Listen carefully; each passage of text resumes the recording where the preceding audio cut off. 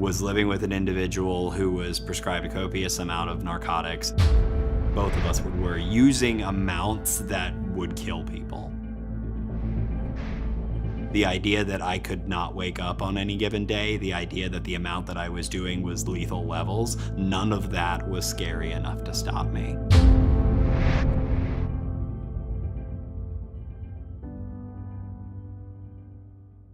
I was introduced to alcohol as a teenager.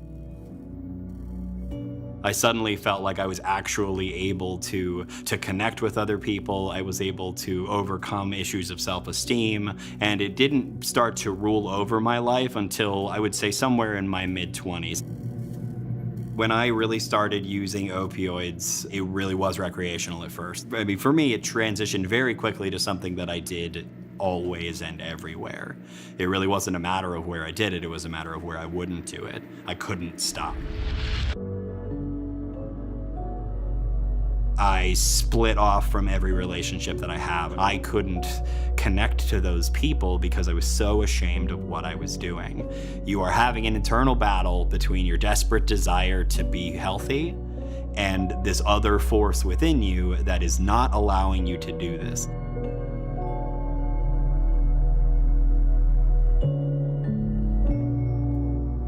I was in a space where I couldn't operate, and my mother came to me at the time and said, "We can't handle this anymore. What are you gonna do about it?" And I said, maybe the smartest thing I've ever said in my life. I said, "I don't know." My family did what most families in America will do at this point, and they sent me to rehab. I'm in treatment and I'm experiencing sobriety for the first time in years, and my thought process is getting clearer and things are going well for me.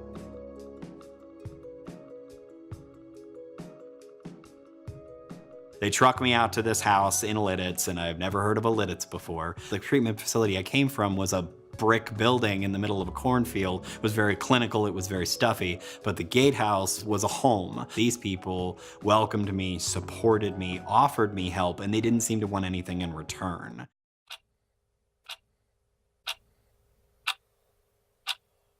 I heard very early on in the rooms of recovery, something that I've held on to ever since. They said, if you want something you've never had, you have to do something that you've never done.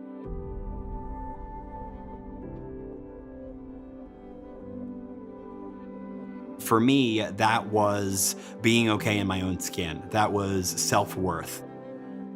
Because for me, when I came up out of that kind of dark hole I was in, I really didn't feel deserving of anything. Here I was being offered all of these resources, and it was very difficult for me to accept the help of others.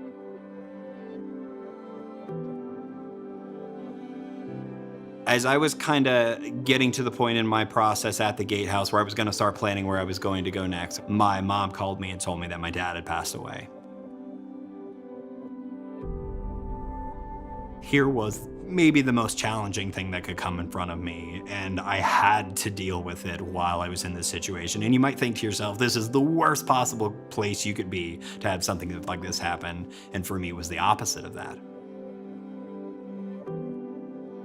People who worked there and the people who had become my emotional support system in the rooms of recovery, they were able to help me get through this emotional hardship. They were able to give me strength to return to my family, which I would never otherwise have been able to do. Even so far as to offer a eulogy at my father's funeral. To my father, through all of my own trials and struggles, you were always understanding and forgiving. The last thing you said to me was, "I'm very proud of you. I want you to know that I love you. Thank you for all of the things that you taught me, for never giving up on me, and above all else, thank you for being such a great dad. All my love."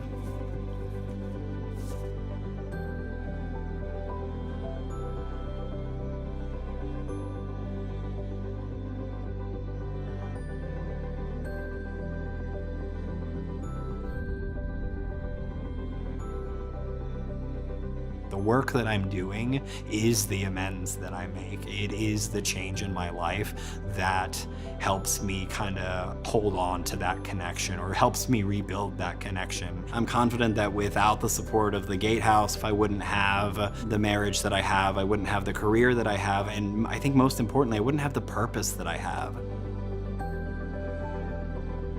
I married my wife, Lindsay, who is bar none my favorite human being on the planet. This is, again, something I couldn't imagine being an achievable goal in my life before. I would not be able to have these things in my life. If recovery gave me one thing in life, it was a purpose. And for me, that purpose was I really should do all I can to help other people as much as I possibly can.